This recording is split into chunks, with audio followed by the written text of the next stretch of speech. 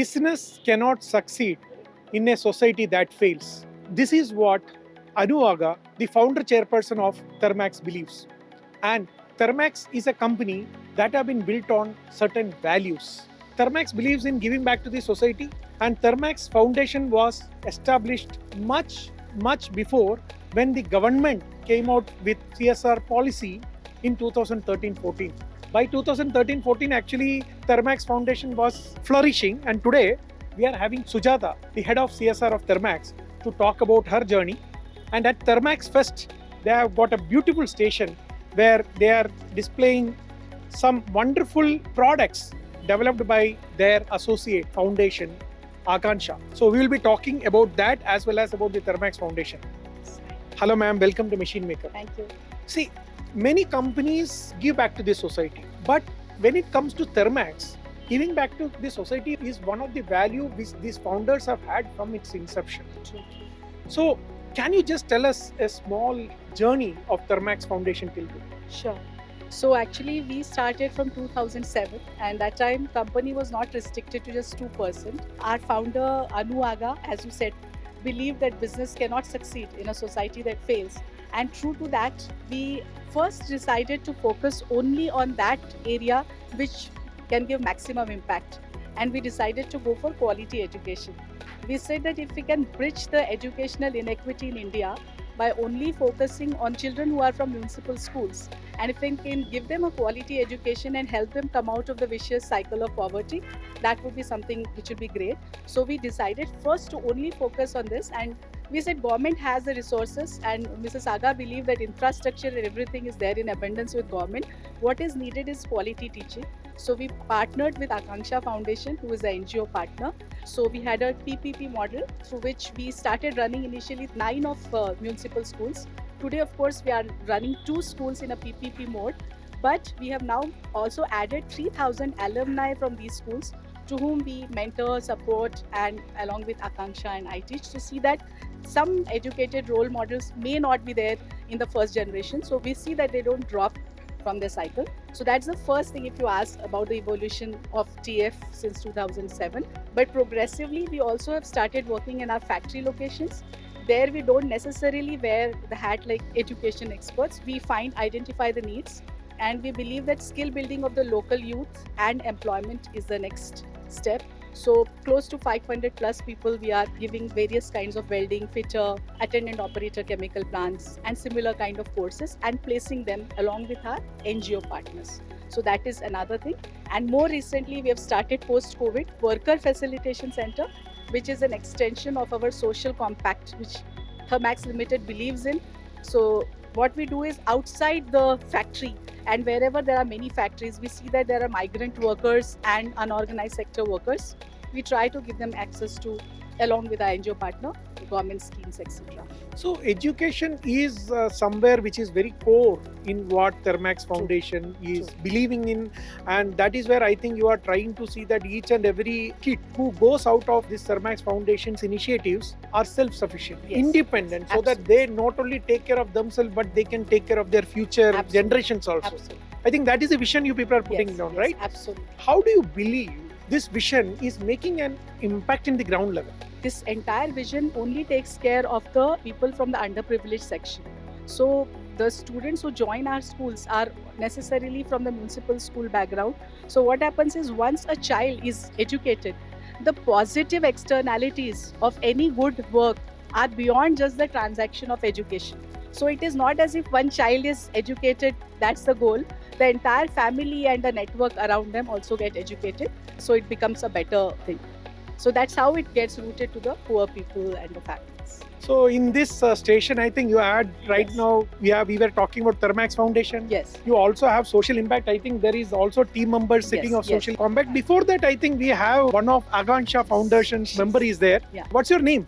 My name is Jagrati. Jagrati. Yeah. So Jagrati, you work with Akanksha Foundation. Yeah. So what do you do there?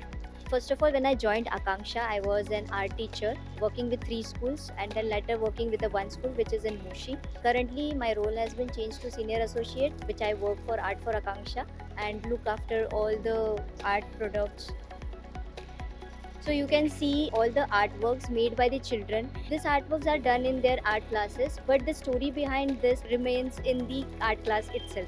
So for the thoughts behind this artwork, we had done one thing. This time, if you see this placards, there is a QR code. When you scan this QR code, you will actually listen what is the thought process behind their artwork, what they think about the art, how art impacts their life. So all those expressions of their whatever is going inside the mind, you can actually listen, and this artwork they specially make by their own. Oh, this is also there for selling. No, this is not for sale, but this time what we have done is all the artworks. So we can't actually keep all the students over here to explain what they think about their art. So if you just scan this code, you can actually listen the art and the thought process behind that of that child. So I think this is a great meaning. So even in an art, if there is a QR code which is there, in the down, and anytime if anyone comes and they can understand why this is made by that artist. And I believe not only here, I think you should slowly use the technology, and somewhere you need to keep like microchips are there somewhere, Yes. you can scan and find out. Great idea. And I'm also seeing this aspire, achieve, be the Yeah. change. Yeah. This is what Akanksha Foundation. Yeah, so this is the believe Akanksha does. They aspire, achieve, and believe. Believe in the students. Believe whatever they do, and believe is very important in today's child life, I think. What are the age of this student group what we are talking about? All the Akanksha schools are from kindergarten to 10th standard, so we can say that from 4 years to 16 years. So And all these products, whatever you are seeing is done by the kids, by the children, yeah. by the very young age. Yeah. Okay. And you will see some quotes behind their thought process. If you see this tree, so they had done the Raza art, and here is the quote that to make this art, I only use simple shapes. I was inspired to create this piece after learning about. So this is the thought process by the Farhan, which is a 15-year-old Akanksha child. So I was here and I was so amazed by this. So this is also actually an art done by a kid. Yeah. And it was printed in this. Yes. Right? Yes. And this is so amazing. So actually I got this art for myself. So I'm going to cherish this. Many times we don't understand what is the purpose, what is the objective is going behind. Once you understand, that becomes more meaningful. Yes. Thank you for sharing this. And as an art teacher, you are doing a wonderful job. Thank you. These are all, we can say, the testimonials, what it talks for itself. Congratulations to you Thank you. and the entire team of Akanksha Foundation. And I also thank Thermax helping these young minds. They are talking from kindergarten to standard 10. The kind of creativity what comes from them is definitely an asset to our nation. Thank you, Jagruti. Yeah. Social Compact is an initiative what Thermax started during the pandemic. So we are having with us Kavita, who will be sharing with us how the journey started and what are the kind of impacts it is making. Sure. So hi, thank you for this. So Social Compact as a journey, the genesis began during pandemic, where we had seen the distress which caused for the millions of interstate migrant workers who could barely meet the ends meet. While we look at the community in large, we also wanted to check how we can facilitate this for our workers and who are at our sites and factory locations. With the help of the NGOs, we had a baseline survey which focused on 5 key outcomes. Primarily wages, which spoke about dignified wages for all, spoke about safety, health, where it spoke about minimizing the health risk, also about covering access to government entitlements, and a gender equality to ensure equal opportunity for all workers. With this first phase, it was a long journey, and we covered about 340 sites and 8 of our manufacturing facilities. Lot of learnings which we took for as an improvement area, and now we are into a journey of second phase, which I will request my colleague Ronel to share more insight into it. Ronel, over to you. Yeah, good afternoon. Hi. So in Social Compact Phase 2, we're starting with 3 main important things. Number 1 is toll-free number. This toll-free number is for each and every workers who are inside, not necessarily workers who are in permanent role of Thermax role, but who are contract roles, who are supply chain workers. So this is our main primary focus for Social Compact Phase 2.